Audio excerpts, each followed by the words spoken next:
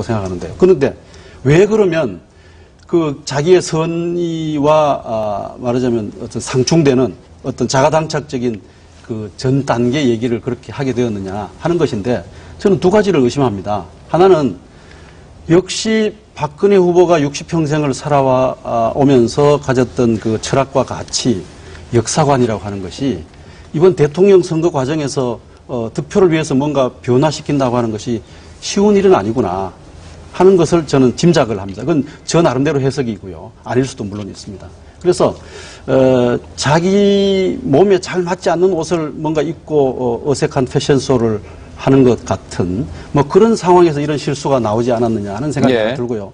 또 하나의 추측 해석은 박근혜 후보를 둘러싸고 있는 이 보좌 시스템의 문제가 아닌가 하는 생각입니다. 말하자면 정확한 팩트에 해당하는 부분들을 박근혜 후보가 숙지하지 못하게 되었다고 하는 점은 박근혜 후보 자신의 책임일 수도 있겠지만 저는 상당 부분 박근혜 후보를 보좌하는 그 보좌 시스템의 문제가 아닌가 또 그 내부 소통의 문제가 아닌가 하는 두 가지의 해석을 해봅니다.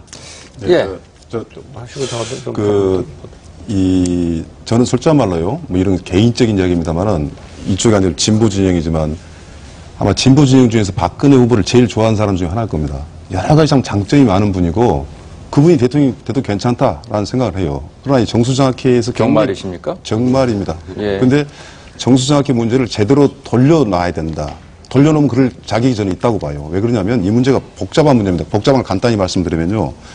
저는 그날 이제 박근혜 후보가 사퇴를 권유를 했는데 필립 이사장이 임기 지키겠다라고 이야기하길래 두 사람의 관계를 봐서 참 속으로 참 대단한 어지간한 사람이다 생각을 했어요. 최필립 이사장이요. 그러면 이 문제를 그쪽한테 맡기면 안 됩니다. 이 문제는요. 이미 오래전부터 얘기인데 왔어요. NLL은 아까 그 문제는요. 갑자기 튀어나왔습니다. 이거 국정감사 기간 중에. 근데 이 정수장학회는요. 국정감사를 하기 위해서 야당에서 오래전부터 준비를 했고 여당에서 준비를 해왔습니다. 그리고 그 새누리당에서 나름대로 준비를 했고 박근혜 후보한테 이야기를 했지만 박근혜 후보는 나름대로 누구의 이야기를 들었든 스스로 이걸 파헤쳐 나가고 있는데요. 가장 큰 문제가 뭐냐면 아까 이제 우리 앵커께서 3단계로 이야기를 했지 않습니까? 이게 강탈이냐 아니냐라는 부분인데요. 그 판결문에 나와 있어요. 요즘 국정으로 해당된 중앙정보부, 군인, 그다음에 관계기관에서의 그 압력을 강압으로 인정을 하고 다만 내놔 이게 아니라 너 자진해서 내놓지 차라리 그냥 내놓을래, 뭐 맞고 내놓을래, 그냥 내놓을래 그거 아닙니까? 그러고 나니까 자진해서 내놓으니까 그것은 이제 와서 2012년 판결을 내리면서 원천 무효하기로서는 너무나 많은 법률 관계가 원상 회복이 되는 거예요. 그래서 이제 어떤 판결을 내렸냐면 약간 정치적 고려를 한 겁니다. 10년 동안 왜 취소를 할 수 있는데 자진 반납 의사를 취소할 수 있는데 못했냐 하는데 1962년부터 1972년 사이에 김지태가 어떻게 합니까? 박정희 대통령 정권이 그렇게 철저하게 모든 권력을 잡고 있는데 그래서 강압에 의해서 아무 소리도 못했던 겁니다. 이게 지금 이제 그 강압이란 거고요. 그 다음에 이건 판결문에 나옵니다. 그리고 또 하나는 박근혜 후보와의 관계성.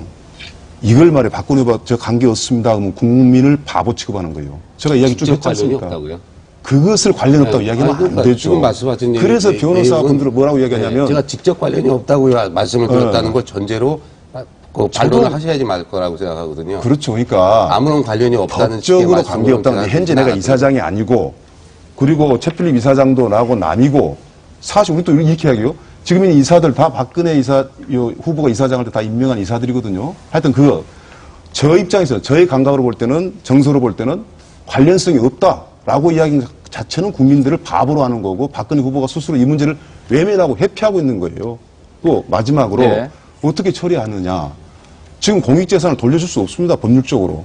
그렇지 않습니까? 이 변호사님? 중요한 것은 뭐냐면 이름을 바꾸라고 얘기했지 않습니까? 그건 알아서 하고 그 이사진에 김지태 유족이 재산권을 처리할 정도의 무언가를 그 지분을 주고 더 중요한 것은 목적 사업으로서 본인이 정말 민주화 사업에 대해서 굉장히 미안하고 뭔가 보상하고 싶으면 보상하고 싶다 이런 이야기를 하고 있지 않습니까? 그러면 그 정수장학회 재산이 엄청 많습니다. 정말 많아요.